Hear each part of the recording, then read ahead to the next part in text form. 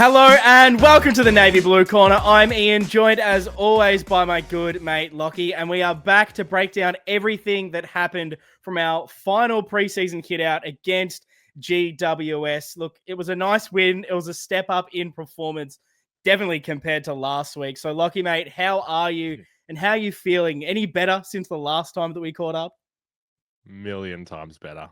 Such good vibes watching that game. It was worth the early wake up. And just another reminder that real footy is just around the corner, which I'm so grateful for.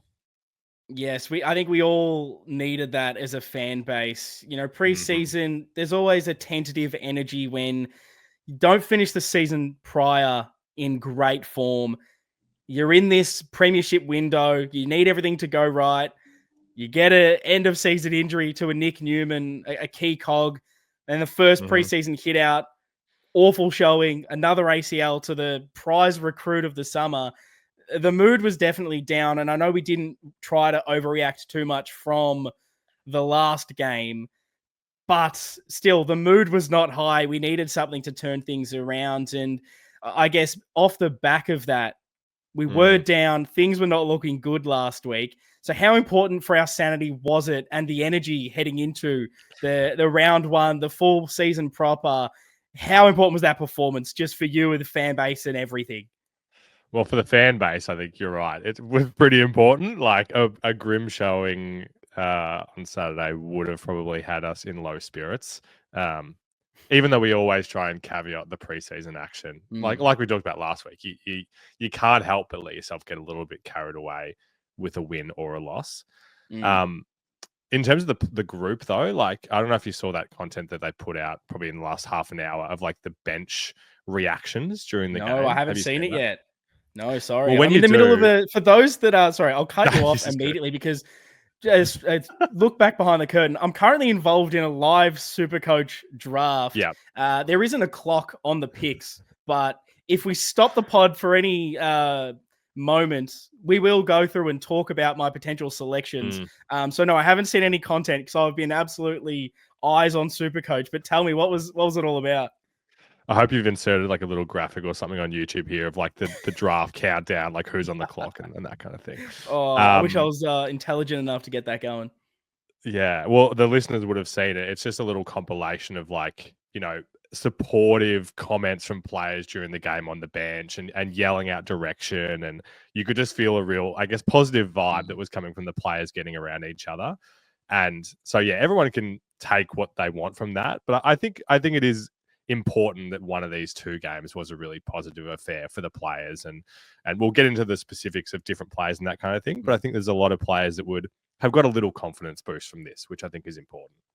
Yeah, and I reckon going back to the fan base side of it, I know for myself, I think the news of Jagger Smith really tainted everything, as we touched on last week, where the game wasn't great, the performance just was putrid, but you weren't really going to think too much of that going into the season. But then as soon as the ACL news broke, negative mind space, you start going, well, what if that is what Carlton are? What if we haven't progressed? What if we're going to be a lot worse this season? All those negative thoughts start to creep in. I needed this game just to get out of that headspace for 5 seconds and start to get excited again about round one and what could possibly happen. Now, how do we balance that, Lockie? Because the performance across the board was almost perfect, knowing that last week we tried not to overreact to what was bad. How do we balance not getting carried away too much of what was good this week? Because we still kind of don't know what is the real Carlton and what other, if some of those problems will still persist throughout the season that we saw in that St. Kilda kit out. So how do we balance it? Yeah, well, it's probably a good thing that it was a win and a loss, so it is a bit easier to balance it. 2 wins or 2 losses would have made it harder, I suppose. It depends. I'm interested to see how much you want to talk about players and individual performances versus like game plan and structures and that kind of thing, because the latter I found myself really not that invested in this game. Like I was far more invested in individuals and how they were looking and roles and that kind of thing. So that's the part that I'm going to need to temper my expectations for, because I was very bullish on a lot of different aspects, and you just have to consider that, yeah, it was a great performance, but we have to wait till the real season to really get it. Yeah, I think when you're trying to have a look of the overview of it all, you can't just dismiss the bad that was against St Kilda, because I mean, that's the lens of, oh, it's bad, it's preseason, it's good, it's the real deal. I just don't think that's fair. Yeah, But 100%. in this performance against GWS, there was a lot to like, and we're going to go through it all with the lens of not going too overboard. So I guess let's jump in. Firstly, what were you looking to get out of this game? Did you have any, I guess, questions heading into it? And are you any closer to getting the answers from that win? I definitely think I am closer to getting some answers to my questions. We were in different boats. I didn't watch the St Kilda game with my limited access over here in the UK. So there was some questions around, like I said, it was really about a lot of players for me. This is my first time seeing Ollie kind of properly in that defender role, which others saw in the St Kilda game. But then the new guys like Kemp and Silvani in different roles. Like, I guess they were the real focuses for me. It's like, let's really see how these guys are playing. Is it real, the roles that we're expecting them to play, and take that in? Yeah, so let's start at the first one. Let's talk about the defense, because I know that was definitely one of my big questions. The 4 talls, how is this going to work? In the St Kilda game, we obviously didn't have Jack, who looks like he'll be more of a key cog than a Lewis Young. I wanted to see it with those kind of, Haynes, McGovern, Silvani. They're a bit smaller. They're a little bit more dynamic. Wanted to see how that went. What did you make of the defensive setup and those plays individually? I think it was hard not to be impressed with the general setup of things. Clearly defended well and didn't concede a lot of goals in this game, even though there was quite a few entries that the Giants were able to have. I think part of me is trying not to think about it as 4 talls, because they are such different players. For example, Jack, who I was pretty impressed with, like more impressed than I thought I would be. I was kind of reminded about his field kicking, for example. Like, I actually felt pretty good with ball in hand for him. So then when I think about those guys, I think Hainsey had some moments with the ball that he would like back, but I think that rust will kind of go out of his system. But when I think about those 4 guys, it's not kind of 4 big lumbering key tools that you don't want kicking the ball. You kind of, I'm kind of comfortable with all 4 of them using it, for example.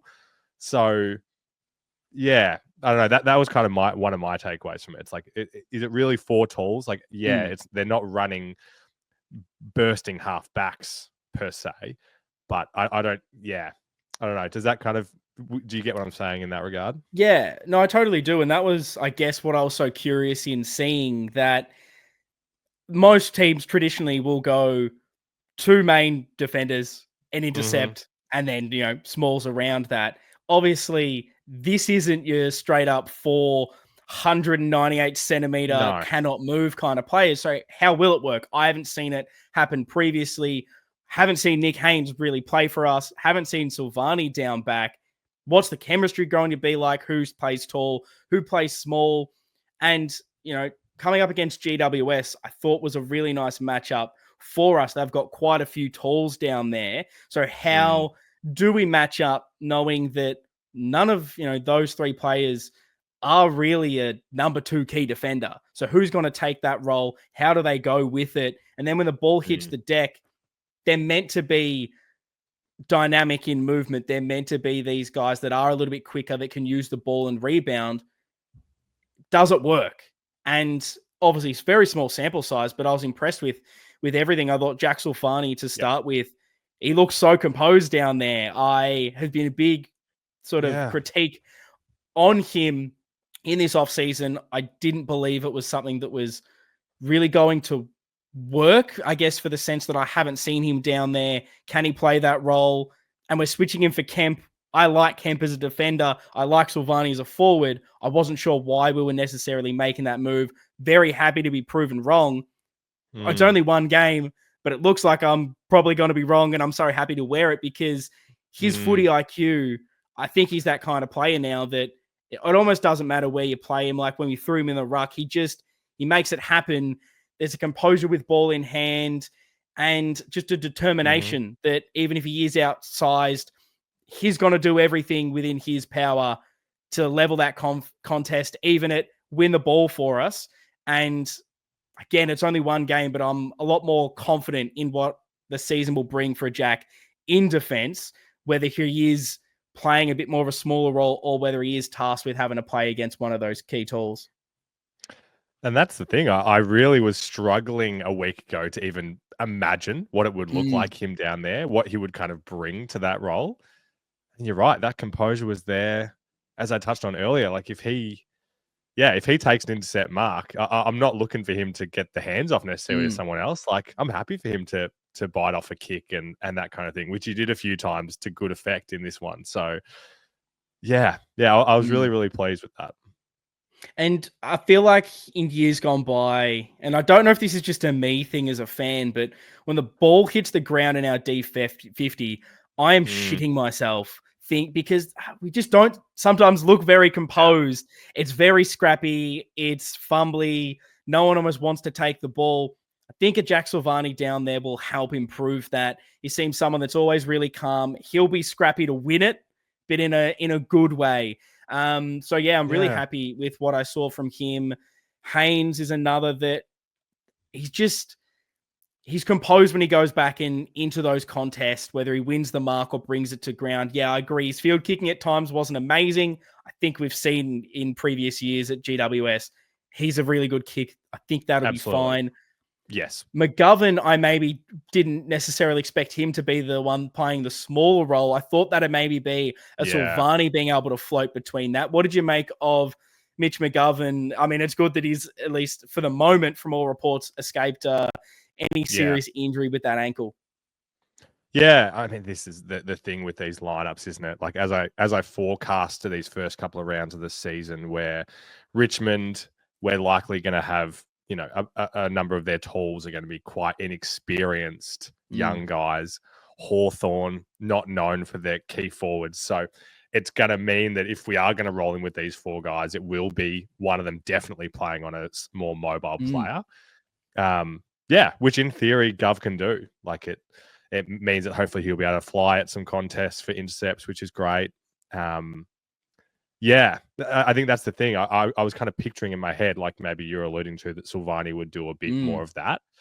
But yeah, he certainly looked like a presence down there, Silvani, I thought. So it maybe does allow McGovern to play a bit differently. Yeah, because I felt that McGovern in particular was playing more of that Nick Newman role that we've seen in previous years. He was a lot higher up. And maybe that's a good thing. We need better ball users down there to start these plays. We know that a lot of the time we get stifled. Teams sit back and it's hold the ball, kick it short for one, and then straight long down the line. We aren't looking to change angles. We aren't looking to run with ball in hand. If we can, with Haynes and Silvani down there, free up a guy like McGovern, one of our better ball users, that guy that wants to take the game on, that will hit that 45 tough kick, and we know he can make it, be that main distributor off the half back. I think that's a real plus for us. Now, maybe there's going to be some games like you're alluding to where we come up against an opposition that is a bit smaller in defense and we go, okay, maybe one of these misses for this week and then we'll bring it back. But I think it can still work because of just the way that those guys are able to move and play when the ball is at their feet. Again, it's only one game, but you want to see the positive side of it. You don't want to sit here and only get 1 week of it and it's all negatives. We'll deal with that when it comes. But for right now, I was pleasantly surprised with what I saw from the back line in particular. Yeah, and you're right. Like it's definitely something that will be experimented with this year. Like when guys like Chincotta and Boyd, they're obviously guys that are going to get a go at some stage. So there's going to be movement around there. But yeah, positive signs so far. Yeah, and then you touched on your first time seeing Ollie Hollands in defence. What did you make of his performance and that role? Yeah, he was one of my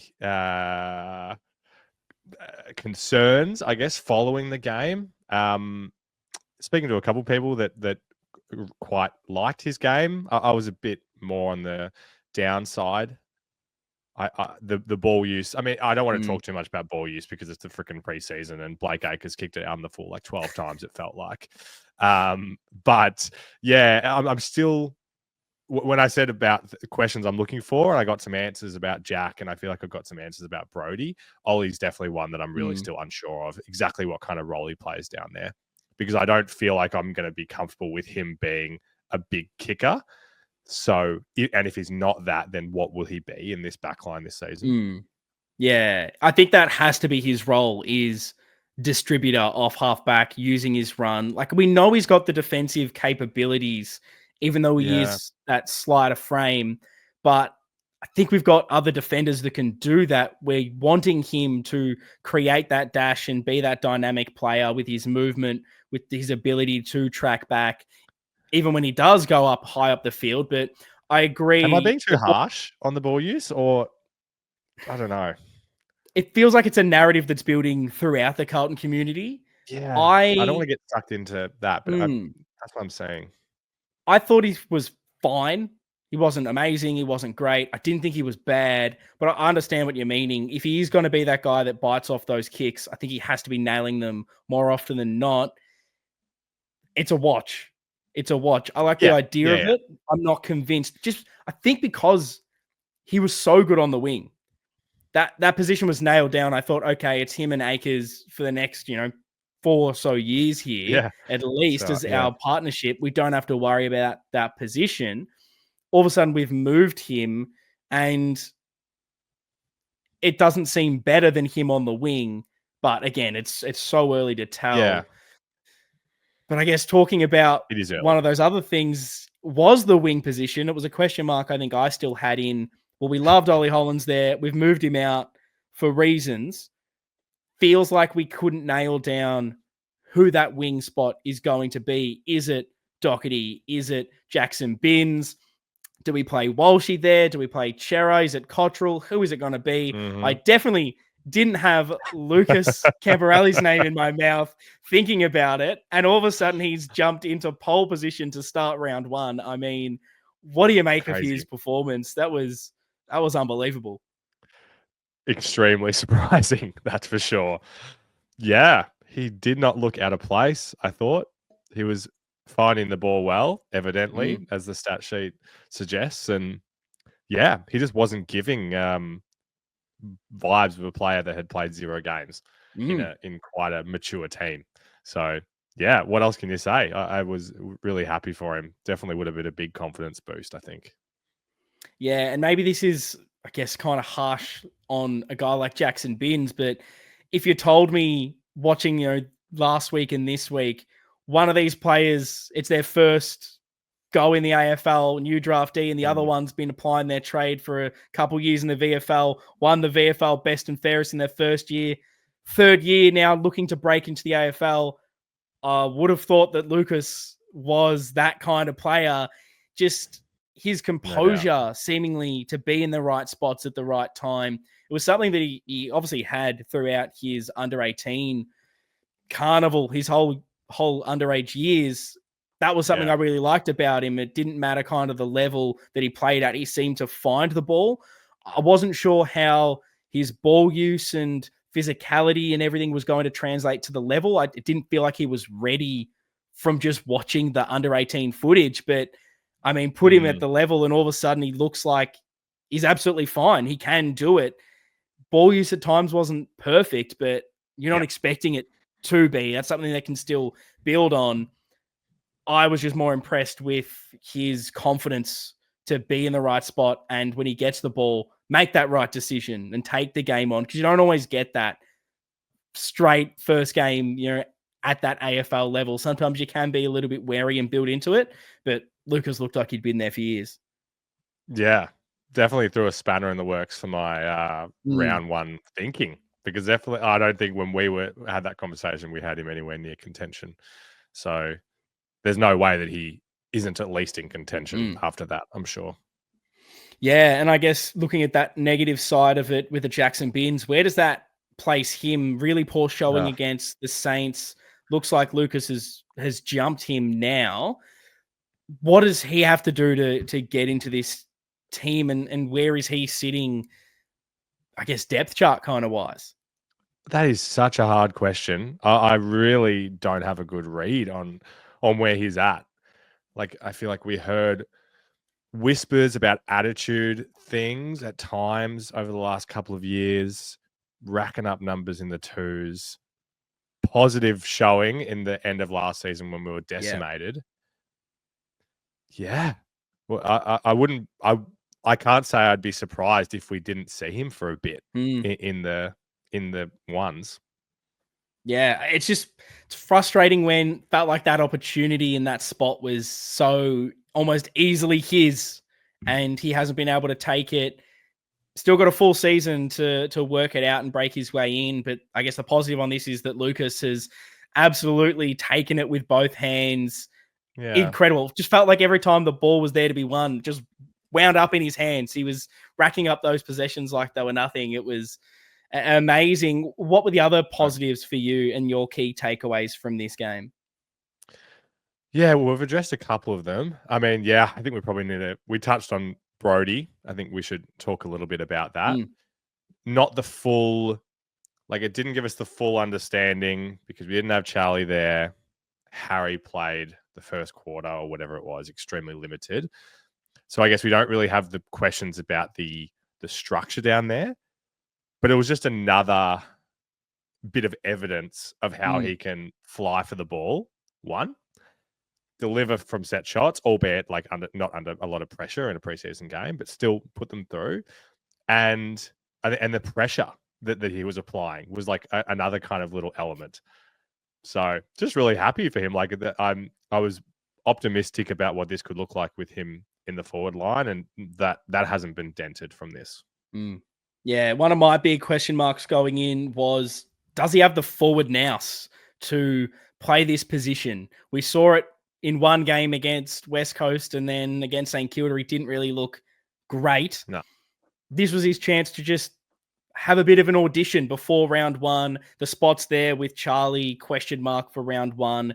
Can he take at least that number 2 tall and potentially still work with those two big beasts we've got down there? And I mean, the 3 goals, he was an absolute marking presence. His highlight reel just from that game is enough to live off for the next 5 years, absolutely flying and leaping at everything.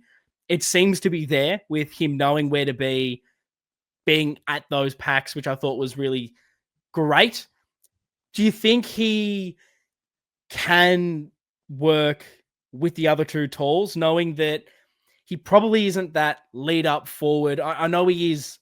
I feel like I've used the word dynamic 100 times. It's almost my word of the day in this podcast, but he has that dynamic movement, not being that really stoic in the goal square, put it on my head kind of player. You know, he's got the movement to him. He is that little bit shorter, can play almost that third tall, but off what we've seen, the best out of Brody Kemp is goal square. Let me fly at these pack marks.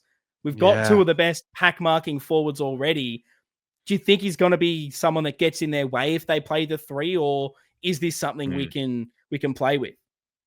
Well, that's the perfect question, I think, is the getting in the way and what the synergy looks like. I'm really bullish on it. There's lots of different ways in my head, like thinking about how this works. Like it's, maybe it is him flying in some contests where Charlie doesn't go. And if Charlie's defender, say if Taylor had him in this game and Taylor's going, and then Charlie, we know what Charlie can do when he stays down, and Crum, and, so if they, I don't know. It is actually getting me really excited if we can work out the right ways to spread them on the field at the right times. Because like you said, in theory, he's going to be getting the 3rd best defender, Kemp, that is. And if that's the case and he's going to be flying against them during a match, you feel pretty good about that. It's just something different.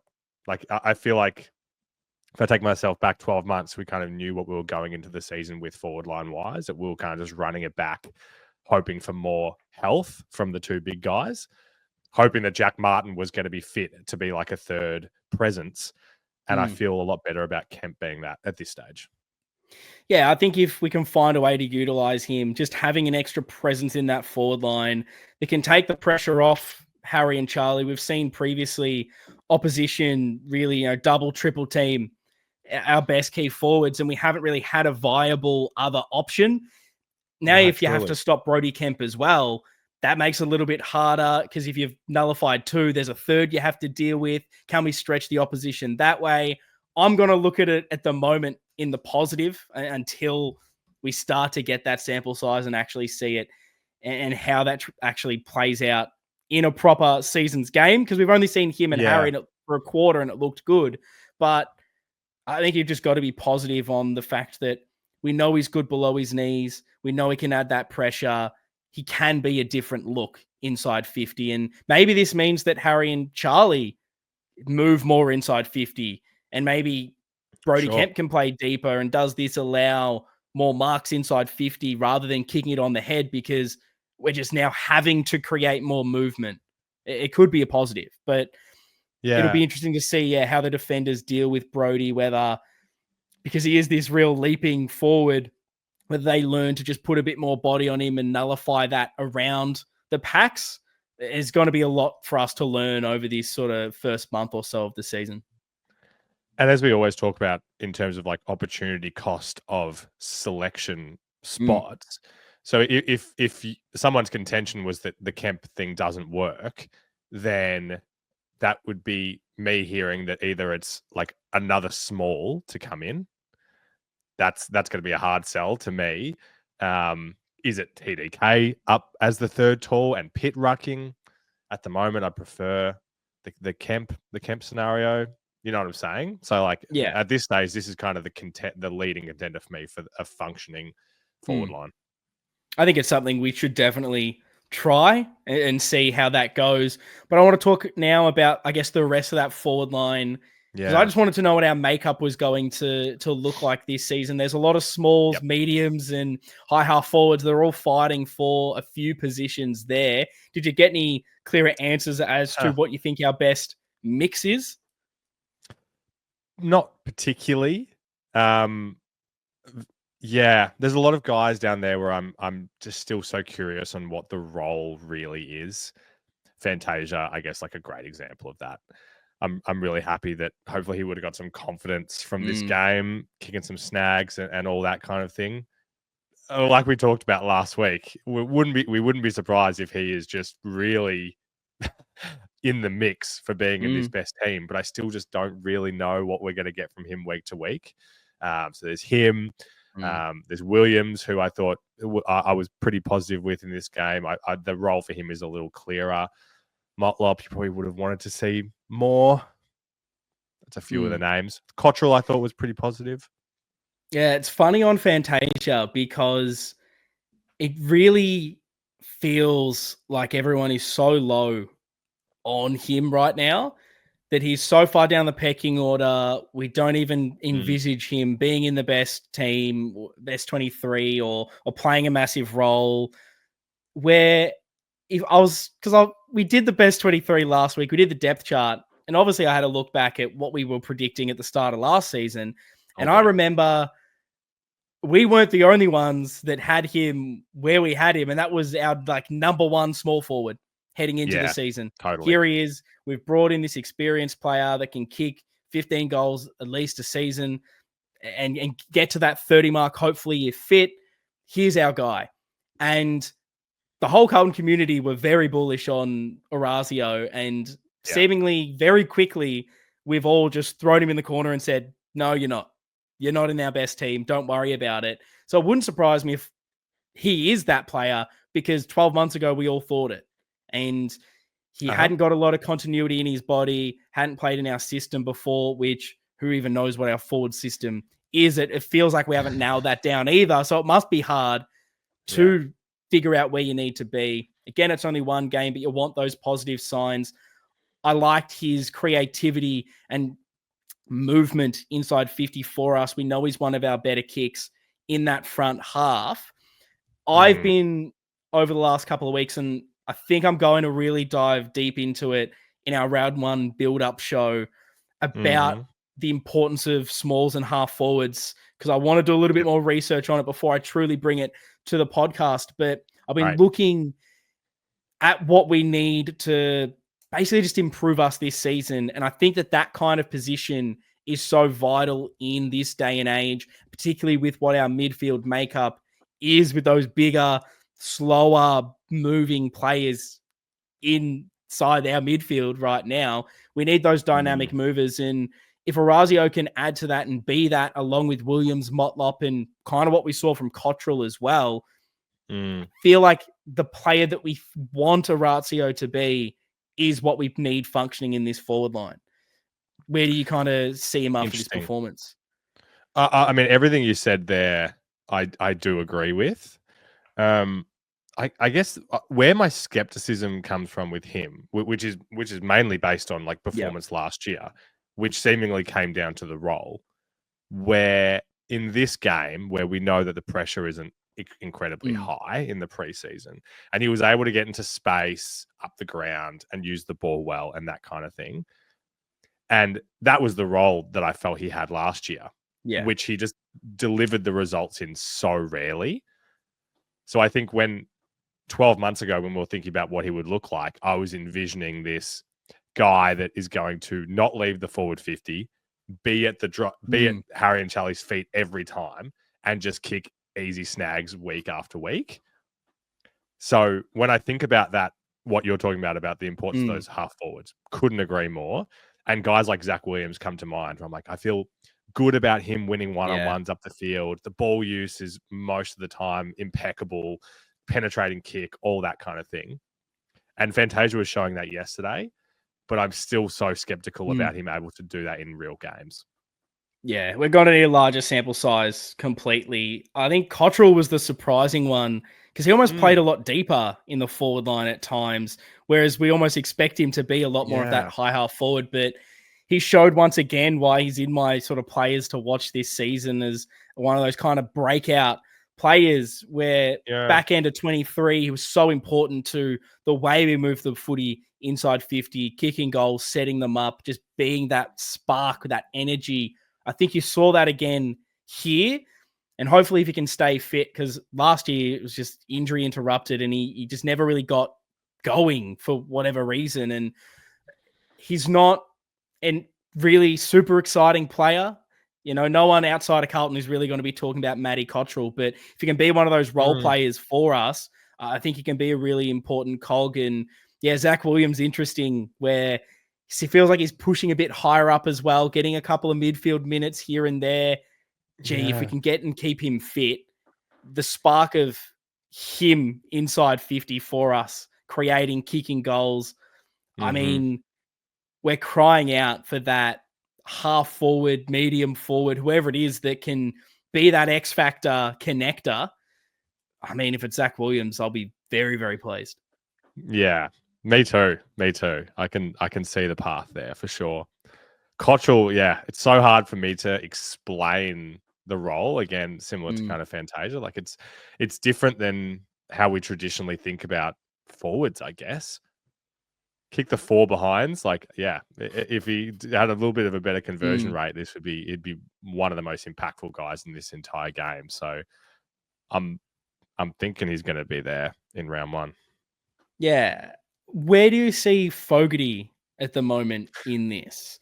Because I'm jumping ahead a bit, but I feel like the conversation is flowing well into it, where it's kind of one of my negatives in a question mark sense. And it's nothing really against Fogarty, but he's in this team at the moment in this forward line for his pressure.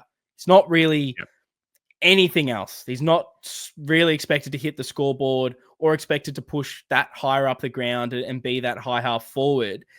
Now that, and again, it's only one game, but if I'm looking at the positives of what everyone else is bringing right now, Orazio and Cottrell can be those high half forwards. Williams can be both and be that forward that kicks goals. Motlop, at least from last week, and what we expect is that plucky ball hits the ground, he's going to mop it up and kick goals for us.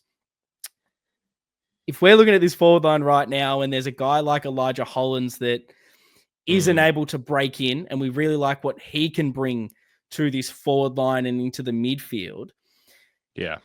Where does that leave Lockie Fogarty? Can we simply just have a guy that's in there for pressure? Does he have to evolve his game, or are we going to get halfway through this season and need someone to take his spot, whether that is someone that brings pressure and goals. Like maybe we've brought in a Francis Evans and Will White into the squad to do that role? Or will we look to, okay, well, here's Elijah Hollands back in. Where do you see Fogarty's spot in this team right now? Because we're very bullish clearly a week ago, and I'm not trying to say that we're changing our thoughts, but it was something I was thinking about in this game for at least the future and the rest of this season.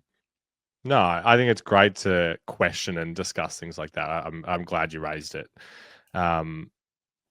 Yeah, my thinking hasn't changed from this game. I would say I still have him pretty much almost basically at the top of the hierarchy of the guys that we've spoken about here.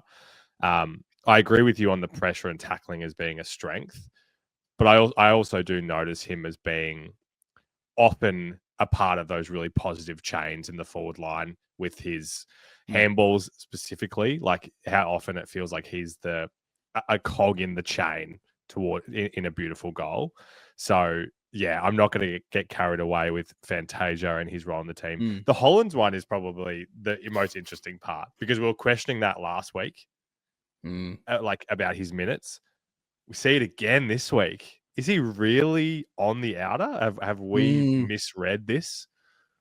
Yeah, it's bizarre. And I didn't want to bring it up originally, but like, because there's been all these little rumors about potential off-field indiscretions and things like that. And everyone was immediately saying, mate, who are you? You know nothing. This is big footy. Like, these things happen all the time. And then all of a sudden it was, okay, he's not playing in the first game.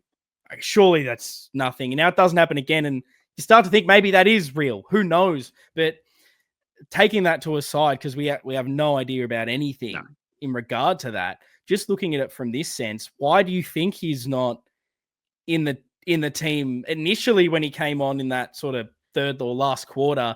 He didn't look amazing. He sort of slowly built into it, but by the end, and I know there really wouldn't have been much pressure then, so it kind of clouds the vision, but I think you just saw that extra little bit of class that he has with ball in hand of there's this level of composure, call it X factor, call it whatever you want. It's an intangible. When I see this guy has the ball in his hands, I feel more relaxed and I feel like something good's going to happen. I get that with Elijah, and I think we saw that at the back end. So for you, do you have any inkling as to why, footballing wise, he's not in contention, or at least not starting? Yeah, my mind immediately goes to it not being about him and just being about others. Just the 5-minute conversation we've just had, where we feel pretty confident that the coaches really like what Fantasia does. Like, he's pretty much always in this mix. You got the tools, take them out of it. Fogarty and Williams seem like they're right at the top of the pecking order. And then there's not too many more spots. We love what Cottrell brings every week, even if sometimes it isn't always super clear objectively what it is that he's bringing. Yeah, maybe it's just less about him. Like if you think about what his strengths are and how he's not really breaking into the midfield yet, as we hoped. So is he just kind of, I don't know, Sam Doherty, like what's your exact role in this team right now? That was exactly the parallel I was about to draw in. Like, what are the real positives of the skill set that you're bringing right now? And where does that fit in with everything? Because we saw last season, he was a nice connector in that sort of mid forward. Definitely. And he always seemed to float into the right spot and be that mark inside 50 when we needed one. But if Brody Kemp's in there now, well, that's taking away a marking option. We expect Zach Williams to keep building into that. Jesse Motlop is going to be that small. Like you've said, Cottrell, he runs more. He's more defensive. He can hit the scoreboard like he's shown. If we're wanting to build pace around the three talls in particular, if that's how they're playing it, and around this midfield, well, those last two spots are probably Cottrell and Fantasia at this stage. Both of those bring pace, run, ball use. Is Elijah great with ball in hand? I wouldn't say better than Fantasia at this stage? Is he more creative? Mm. I don't know. Does he hit the scoreboard more? Like, it potentially comes down to that position. And right now, if we're wanting speed, if we're wanting creativity, that's probably not Elijah, which is crazy to think. Like, I still have him in our best. I still think he has a role Me to too. play. But Me too. I'm just trying to look at the lens, I think, like you are in the coaches here in, well, what are we wanting and why is that not Elijah? It's like answering the question, figuring out what the question is from the answer. It's strange. No, totally right.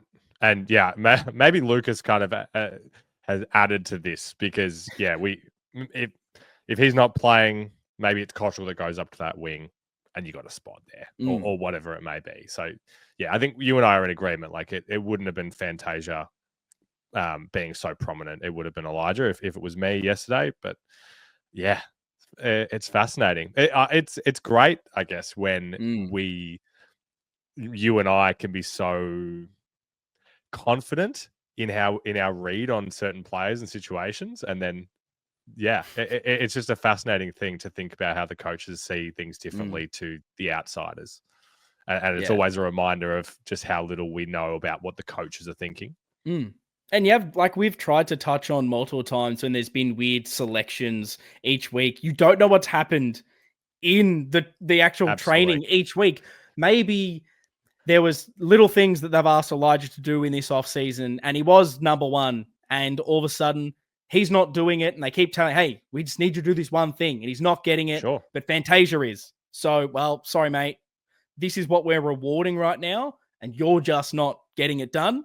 Until you do, spot's not yours. And it's a long season. We know he's going to get his opportunity. It's strange from the outside to see him so far down the pecking order, even minutes wise. You thought you'd get a little bit more than that at this stage, even if he was still battling for that spot. But it's going to be a big intrigue for me heading into round one. It's a big question mark I still have selection wise, which is just, what is that forward makeup? What is it? Who is it going to be? And how do we get the most out of it? But did you have any other positives from this game or any other key takeaways, whether it was individual player?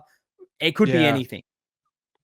Yeah, I mean, they were the main players that I put as positives. I think, we don't need to spend a long time on injuries, but it seems like, that was the number one thing that most people wanted. And as long as Gov's all good and it wasn't anything secret, then we should be pretty clean going into round one, which is good.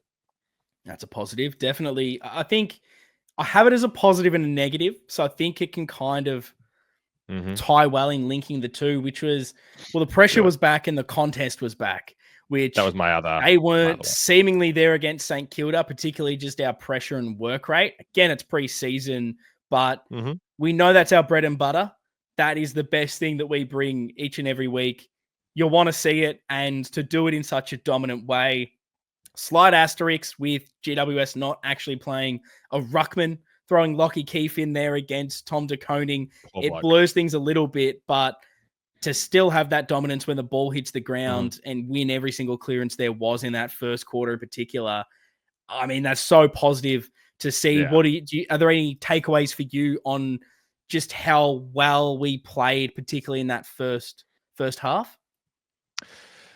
Yeah, I mean, the TDK factor you can't skim over. Like, he was just doing, obviously it's against Keith, but he was doing the things that we think could put him to being at that All-Australian level, really, like that extra mid. It's so exciting.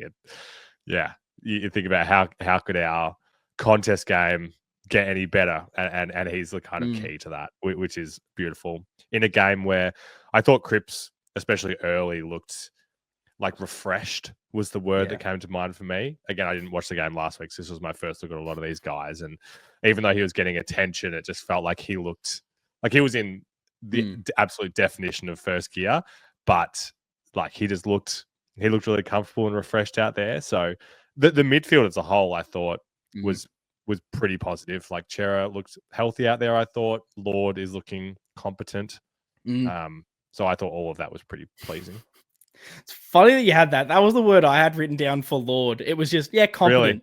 Just I said Lord looking competent as well. I wasn't going to say fine because it was better than fine. It was just he looks like he can play at the level. Nothing crazy, but at the moment, exactly what you want from a guy like him. Yeah. And yeah, Chera looks like he's moving really, really well. Again, George Hewitt just looks clean. I mean, when he's kicking goals from his oppo in the pocket, that's when you know the game is absolutely on your terms. Things are going well for us. I guess the negative I have on the contest working so well, which is a weird perspective to have, but as soon as that first quarter was happening and we were dominating, I wasn't ridiculously excited, as I think a lot of others were, because my question going into the game was, how do we move the ball, Lockie? What are we this season?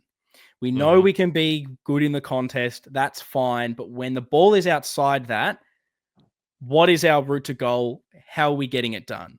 And when all I saw was we win the contest, clearance, mark, goal, from a learning perspective, I was like, I'm not getting anything here.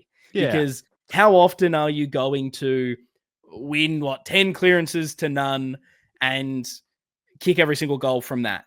And I still thought that the way we moved the ball for a lot of it was big pack mark from a Brody Kemp, a marvelous moment, rather than we've won the clearance and it's a beautiful kick on the lead into space and we've manufactured these beautiful angles towards goal.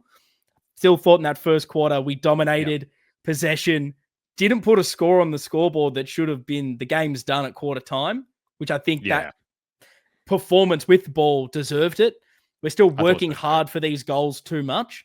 So there were concerns, I guess, on just our reliance still on the high work rate, high pressure contested side of our game. But at least for the back half of that game, when GWS got back into it a little bit, the team defense was still holding up, but I still do have question marks, I think, going forward on how we are moving the ball, because I still haven't truly seen just the perfect Carlton goal of stringing handballs together inside 50. Beautiful. It seemed like it was kick to the goal square, Brody Kemp's taken mark of the year, and that's how we're finding our goals. We're not doing it easy. Not doing it easy. Yeah, I agree with that. And I feel like that was maybe some of the criticism we had at times last year, where it felt like we were giving teams those avenues, and it's always seemed so hard for us. So, yeah, I'm certainly I'm certainly optimistic that can come. But you're right. That wasn't something that could be taken from yesterday. Yeah. So, yeah, I guess that's still my question mark on us. It's going to be interesting to see as we move throughout the season, because every team plays contested footy. You're not going to win that every single week and dominate. So how do we do it from these other avenues? I think there were positives from our movement from the back half. Silvani taking those marks, McGovern being a mover for us. Did feel like we were trying to get the run a little bit more. Saad is, again, someone that seems to be pushing a little bit higher up at stoppages, being the hands out to him, getting us going. There are improvements, but I do want to just see that little bit more, that we're going to hopefully get some answers as the season proper starts. But Lockie, we did this last week. I think it's a good thing to do again. The votes don't count, but what are your 3, 2, 1 best on ground if we were doing the votes this week for real? Yeah, it took a little bit of thinking, this one. I'm giving my little bonus to TDK. While we know it wasn't the strongest ruck opposition, he showed the potential of the dominance of this best ruck in the league that he can be.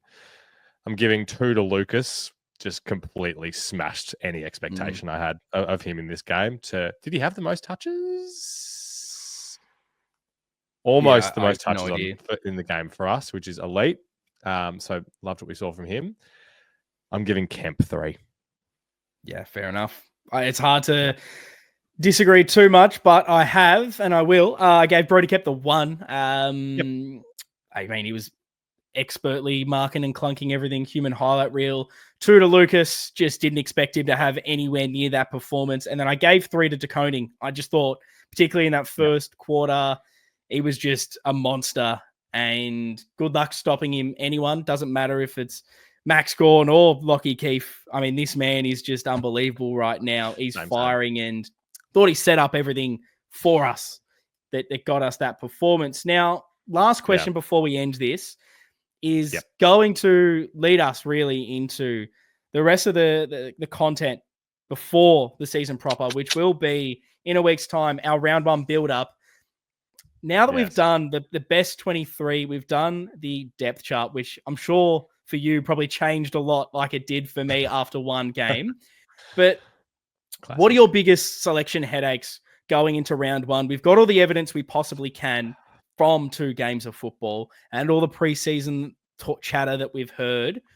Are there any positions or groups of players that you'll be sort of mulling over the next week or so to determine your best 23 to take on Richmond in the season opener? Plenty. I haven't been staying close to the chatterings, but do you have any feels on Charlie and whether he's going to play? As every day goes on, my gut says less and less likely he'll play for some reason. Yeah, I don't think it's likely. Just as soon as there was that, I thought it was touch and go before he had that screw removed from his knee. And then as soon as that happens, I go, just don't worry about it. We need you for the full season. Take your time. Again, I hate saying it because, you don't want to jinx anything, but coming up against a team like Richmond that aren't as strong as others, if you have to miss 1 week of football and get yourself right, I think that'd be the one. So I'd be surprised if he does line up round one. And weirdly, for a learning point of view, I'd love Kemp and Harry just to see what that looks like for a week in the proper season. Yeah. And so if that's true, if that's the case, then I think we probably know what the tools across the field will look like. It's probably the guys that we discussed. It's that forward line mix in the smaller medium department. Is Elijah playing? Is Elijah the sub? That feels like something that wouldn't have been on my bingo card in the last game of last season. But there's really a whole bunch of guys contending for that spot, isn't it? There really is. Feels like it was the biggest focal point of this episode, and there's still question marks on what that right mix will be. That would have been my number one answer. Feels now that the back 6 or 7 is pretty sorted. The midfield, it's just whether Walsh comes in and then maybe who makes way for that spot. Does Cooper Lord start? Do we look for something else? Has Lucas completely taken that wing spot, or will it be a rotation of someone else? There's still plenty of question marks, but the big one is going to be that forward line and what we think will be that right mix. Let us know what you think it is in the comments below if you're watching on YouTube or if you're listening in audio form over on our socials at Navy Blue Corner. Links are in the show notes in the description, so you don't even have to Google it, don't have to search it. You just click a link and you're right there. But it's going to be interesting. At least this week has given us a bit more positivity heading into the season. I felt like my excitement levels were low after the Jagger Smith news.